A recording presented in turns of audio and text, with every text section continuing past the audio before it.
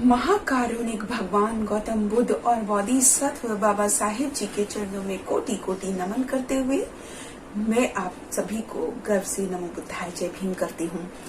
साथियों, हम बात कर रहे हैं बुद्ध और उनके धम्म की। तो आज जो हम बात करेंगे वो करेंगे अनाथ पिंडिक की धम्म दीक्षा।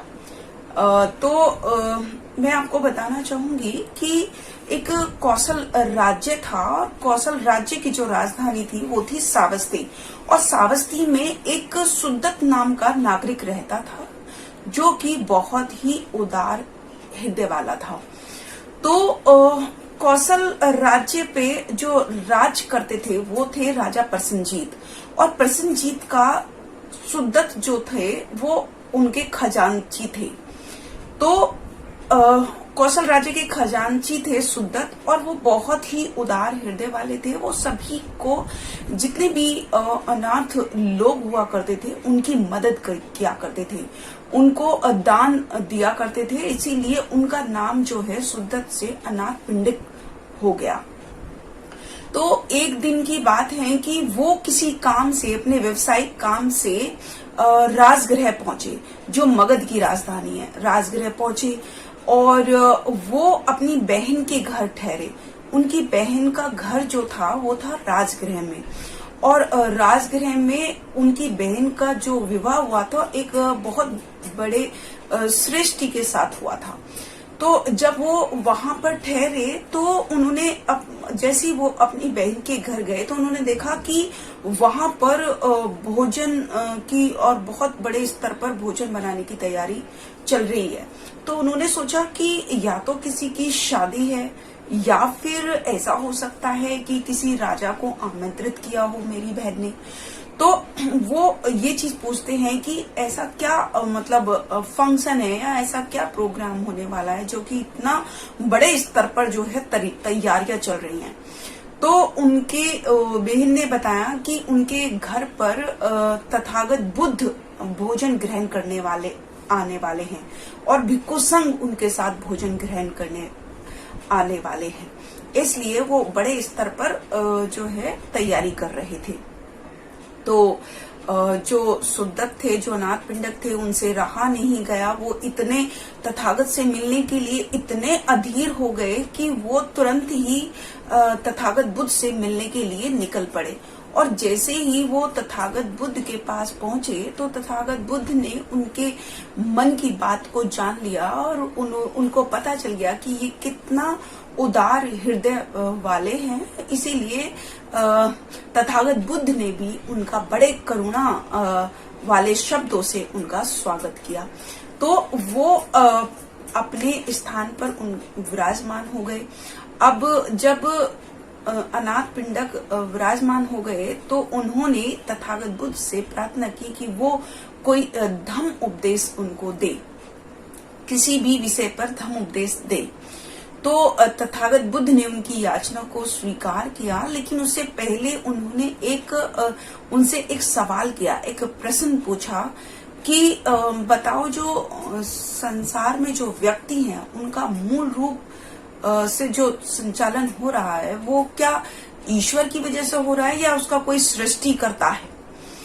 तो ऐसा उन्होंने कहा। फिर वो कहते हैं कि अगर मनुष्य के शरीर का या इस संसार का कोई सृष्टि करता है तो फिर तो हर चीज जो है ईश्वर के अधीन ही हो जाती है कि आपको क्या करना है क्या नहीं करना है, वो सब ईश्वर के अधीन ही होकर रह जाता है। जैसे कि एक कुम्हार के पास एक मिट्टी होती है और कुम्हार जिस तरीके से वो मिट्टी से कुछ भी बना सकता है, इसी तरीके से ईश्वर के पास भी होना चाहिए।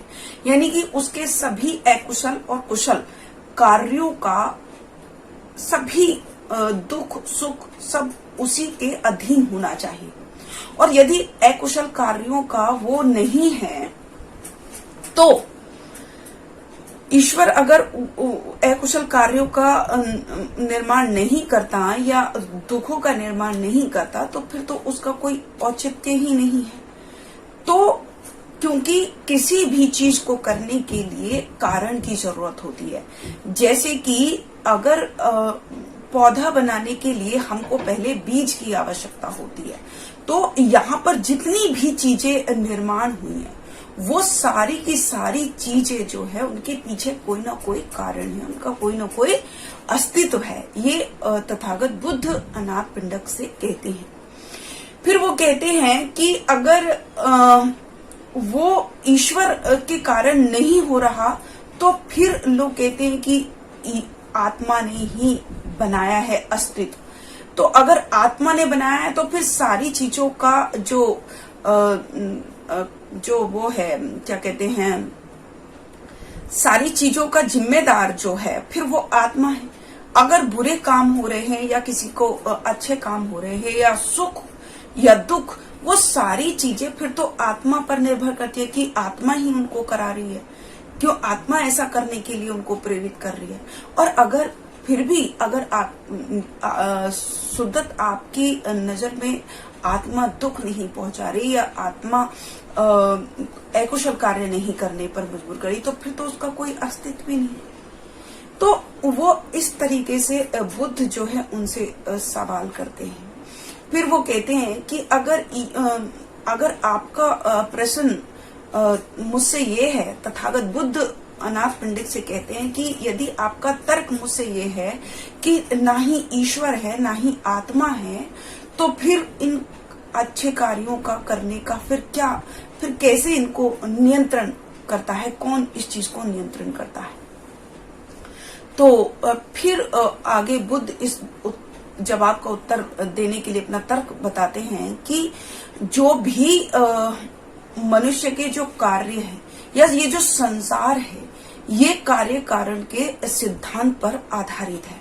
यानी कि किसी भी चीज को करने के लिए पहले कारण की आवश्यकता होती है, उसका कोई ना कोई कारण होता है तभी वो चीज अस्तित्व में आती है।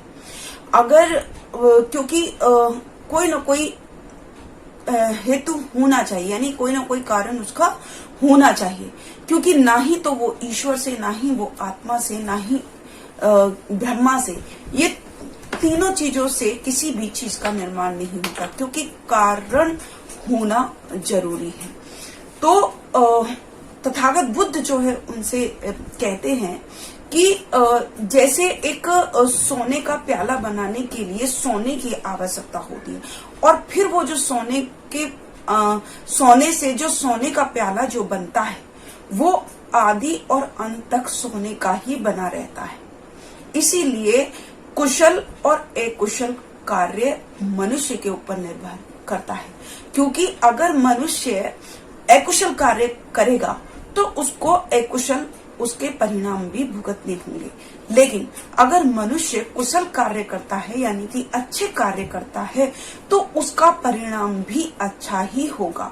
उसके लिए ना ही तो ईश्वर की कोई आवश्यकता है, ना ही ब्रह्मा की कोई आवश्यकता है, ना ही आत्मा की कोई आवश्यकता है, क्योंकि कोई भी मनुष्य जिस तरीके के कार्य करेगा उसका परिणाम उसको उसी तरीके से मिलेगा, ऐसा बुद्ध कहते हैं। इसीलिए हमको सभी ईश्वर की प्रार्थना के संबंधी सभी मिथ्या धारणाओं का त्याग करना चाहिए और आत्मा के सुख यानी कि आत्मा, नरक, स्वर्ग, इन सब से हमको मुक्त होना चाहिए, क्योंकि कुशल कार्य ही आपको कुशल परिणाम देंगे, ऐसा बुद्ध कहते हैं। और बुद्ध की बात सुनकर जो अनाथ पिंडक है वो कहता है कि हे बुद्ध, मैंने आपके धम्म को समझ लिया है, आप जो भी कह रहे हैं बिल्कुल सत्य कह रहे हैं, मुझे आपकी सभी बातों में सत्य दिखाई दे रहा है। तो ऐसा वो कहते हैं। और अनाथ पिंडक कहता है कि अब क्योंकि मैं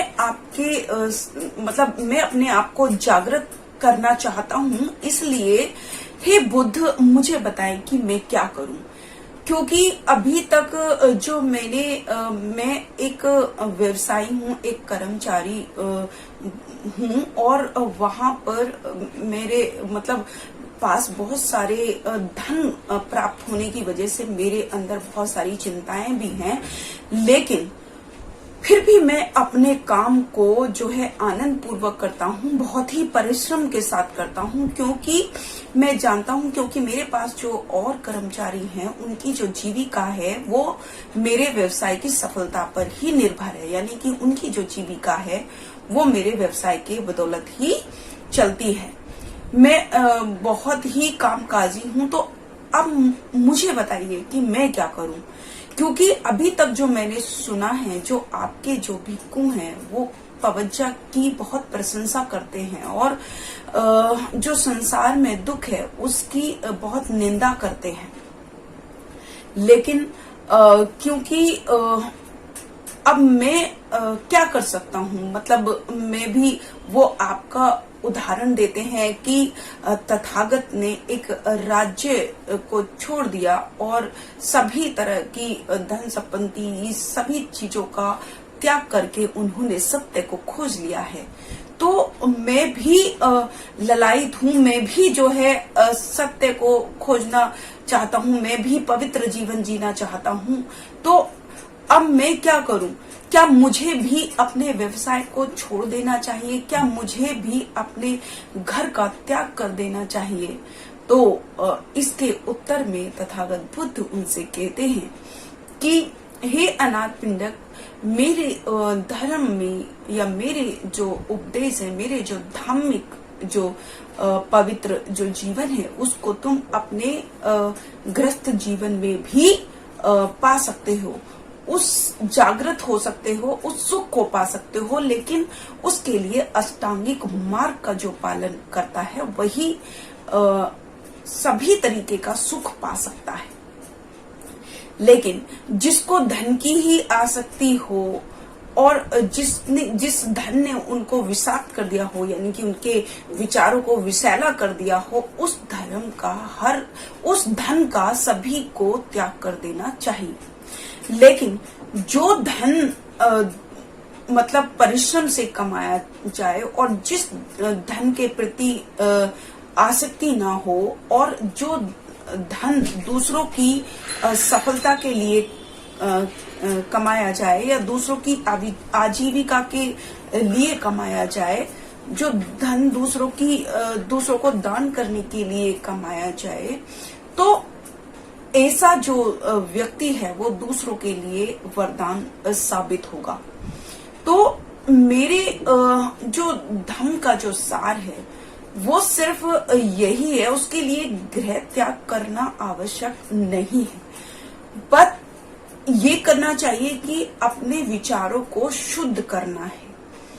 आप ऐसे अकुशल कार्यों का त्याग करना है और विचारों को शुद्ध करके दूसरों को कोई मतलब ऐसा कोई काम नहीं करना जिससे कि दूसरों को ठेस पहुंचे।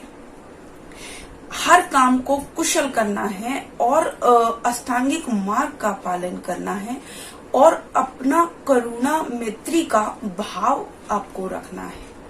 तो ऐसा अगर आप करते हैं तो आप गृहस्थ जीवन में भी धार्मिक जीवन के सुखों को प्राप्त कर सकते हैं। ऐसा जो है तथागत बुद्ध उनको कहते हैं। तो अनाथ पिंडक कहता है, वो अपने स्थान से उठता है और उनके पास जाकर यानी कि बुद्ध के चरणों में अपना सर झुकाकर कहता है कि हे बुद्ध, आज से मैं आपका मतलब जब तक मेरे अंदर आखिरी सांस रहेगी मैं आपका उपासक रहूंगा, मैं आपका शरणागत रहूंगा, आप ही मेरे मतलब गुरु होंगे, आप ही के धम्म को मैं फॉलो करूंगा, आप ही के बताए हुए मार्ग पर मैं चलूंगा। तो ऐसा वो अनाथ पिंडक तथागत बुद्ध से कहते हैं और तथागत बुद्ध अपना धम्म उपदेश उसको देते हैं और वो मतलब हमेशा के लिए उनका उपासक बन जाता है। तो इस तरीके से अनाथ पिंडक की जो है धम्म दीक्षा तथागत बुद्ध ने दी, पूरी की और अनाथ पिंडक जो है, जो कि एक बहुत ही उदार हृदय वाला था, बहुत ही दानी था, और अब वो भी सभी सत्यों को जान गया था। वो जान गया था कि ईश्वर और आत्मा और ब्रह्मा वगैरह सभी मिथ्या अवधारणा है, यानी कि झूठ पर आधारित हैं। जो भी कुछ आपको प्राप्त होगा, जो भी कुछ प्राप्त होगा, वो उसके जिम्मेदार सिर्फ और सिर्फ हम ही लोग होंगे। अगर हम अच्छा काम करेंगे तो हमें अच्छा परिणाम मिलेगा, अगर हम बुरा काम करते हैं तो हमको बुरा परिणाम मिलेगा, ऐसा तथागत बुद्ध उनको कहते हैं। तो आज का जो हमारा चैप्टर है वो यही समाप्त होता है। कल फिर से एक नए चैप्टर के साथ आपके सामने उपस्थित होंगी सुबह 9 बजे SM न्यूज पर। तब तक के लिए मैं शकुन बौद्ध अपनी वाणी को विराम देती हूँ। आप सभी को मेरा गर्व से नमो बुद्धाय, जय भीम। अगर आपने अभी तक हमारा चैनल सब्सक्राइब नहीं किया है तो सब्सक्राइब करें और घंटी का बटन बिल्कुल भी दबाना ना भूलें, ताकि सभी लेटेस्ट खबरें पहुंच सकें आप पे सबसे पहले।